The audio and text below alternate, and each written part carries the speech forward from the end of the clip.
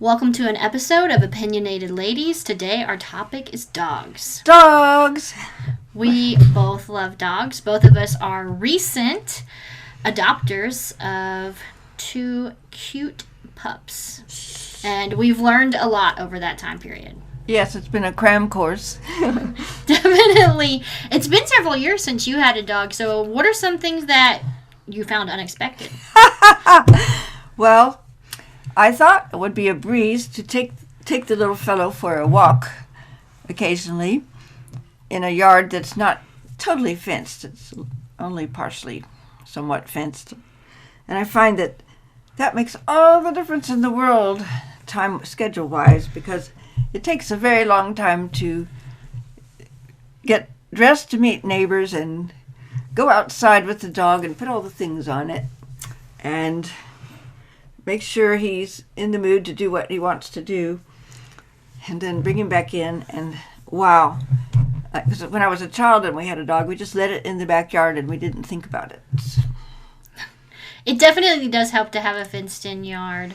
I think one of the biggest surprises to me about having my own dog was the one I adopted actually had some behavior issues that I hadn't dealt with before. He has a lot of fear, and sometimes that can cause aggression. That was very difficult to deal with. But there's definitely a lot of joy in having a pet. Oh, yes. I talk to my pet all the time. I surprised myself because I'd lived dog-free for so long.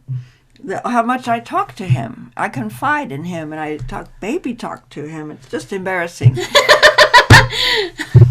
I also talk to my dog a lot. Sometimes I think that I tell my dog a lot of jokes, and it's just me laughing, but I'm like, yeah, it's pretty funny stuff. I think, too, like, if people were watching this right now, me just having this conversation with my dog as I do, like, a stand-up comedy routine, what would they think? It's quite embarrassing, you're right. One thing I do love to do is spend money on my dog, though. Oh, don't even mention that. Oh, my gosh. Because I thought, what do you need? You need a couple of bowls. You probably have them in your cabinet. A bag of dog food. Hey, a leash, right? Yeah. That's it, right? Now I have a doggy bed in every room. I'm stepping over doggy beds. And toys. Oh, they must have toys. And God forbid that they should lie on a hard, cold floor. They need a little throw rug here and a carpet there and a little pillow there. I'm in the same... I was going to say I'm in the same bed as you. Yeah, a dog bed. Definitely. There's one in every room, and my car is now... The back seat is solely for my dog. If somebody wanted to ride with me, besides sitting in the front seat, I would say, sorry. The dog's in the back. No carpools for you now. That's 100% true. I think too, like one of my main concerns with my dog is making sure that he has enough mental and physical stimulation in his life. So buying the right types of toys and treats, and making sure I put time into taking him outside and playing with other dogs and such. That can be hard to balance when you have a full-time job as well as normal life duties. That's right about.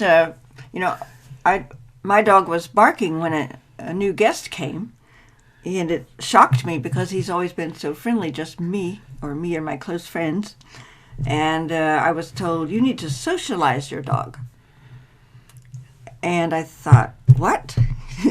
And surprisingly, though, the more places I took him in the car and the more people that happened to come over or that we talked to us on our walk, he did get more socialized, and he calms down a lot sooner when he meets a stranger. That's good. I think training has a lot to do with being consistent with your pet. Gives them an idea of what to expect, and you're probably being consistent in your behavior around new guests, which can put your dog at ease, I assume. And the consistency, I noticed my neighbor speaks in a stern voice when she's giving her commands, and I and giving mine in a more of a conversational voice, as if he can understand. And so I think he may be slower to respond, but I think he's becoming sensitive to my tone. I actually believe he knows what I'm saying when I'm talking to him sometimes. Well, dogs do have I think that several thousand word vocabulary. I am definitely a proponent of stern communication when giving commands because it gets the dog's attention and it shows them that you are giving them a command, whereas if you're using the same tone at all times, they don't always know the difference, in my opinion. One of the things I really like is in the morning my dog is lovely, in a lovely mood, and he wants to be cuddle. He wants to cuddle and be cozy and roll on his back and let you rub his tummy. And that's what I'm trying to get dressed to meet my first obligation of the day, which is to take him outside in the nick of time. And he's slowing you down by being so cute. Yes. My dog's very playful in the morning, sometimes more playful than he is all day, but I am the kind of person who, don't tell anyone, shows up late to a lot of things. So I'm always in a huge hurry in the mornings, and I want to just take advantage of how playful he is, but there's just not time for it if I'm going to make it to work on time. So are you saying that since you acquired this dog, your ability to be timely has been hampered in any degree? Well, I wouldn't say that because I've always been a late person. Let's not just blame the dog. I definitely have my own flaws, and no canine blaming here. Yeah, I'm not going to blame him for it. Although I'm not above using him as an excuse. Shameless, I know. Well, I find one advantage of the doggy, even though I have to get up earlier than I normally would to take him out, I'm thinking that it gets me going on my day sooner than I would have. Because before I had no obligations in the morning. If I didn't have an appointment early, I might sleep really late. But now I have to think, well, what time did we go to our last walk last night? I think I better just get up and get him out there so that we can have some uninterrupted playtime. And that keeps me from checking my phone in my pajamas at length. I mean, it really has gotten me more efficient. Well, you bring up a really good topic of the side effects, positive side effects of bringing a dog or maybe even other pets. Now, we're just speaking about dogs now, but they could have on your life. And a positive side effect you just mentioned was checking your phone less often, maybe consuming less media, which I think is a positive thing for people because that makes us more in the moment and enjoying right now. And I think having a dog does help you be in the now because they're definitely not thinking about tomorrow. It does help you stay in the now, I think, yeah. Well, in the past, I'm kind of studious. I might be on the computer or reading something or doing some indoor thing. And now I find here I am thrust into the outdoors at least 5 times a day to take a little walk with my little buddy there. And I think I'm kind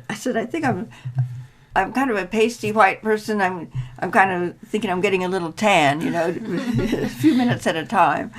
I think it's good for me. Yeah. And if anybody took a walk 5 times a day, even if you didn't have a dog, it would have some effect on you.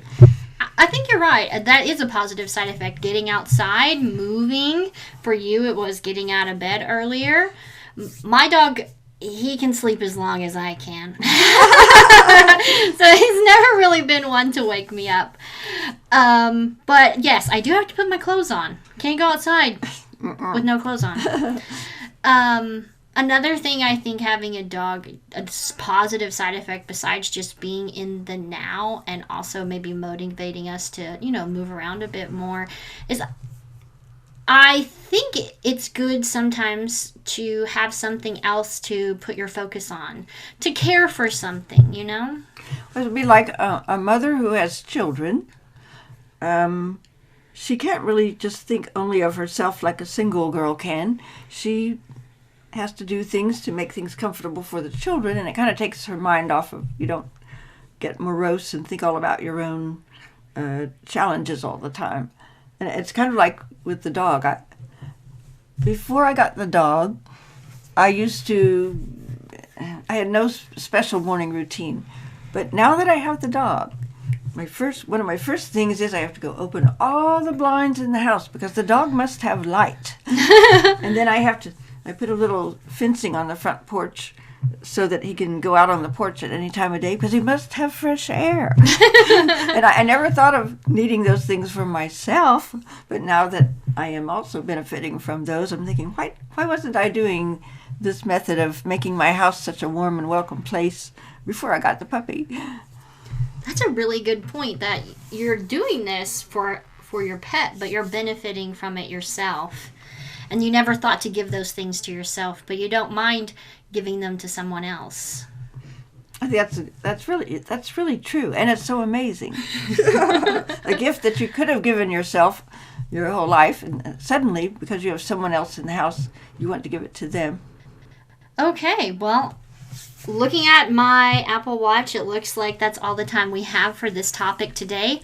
Please feel free to write into us, leave us comments, let us know what your opinion is or your experiences with your own companion animals.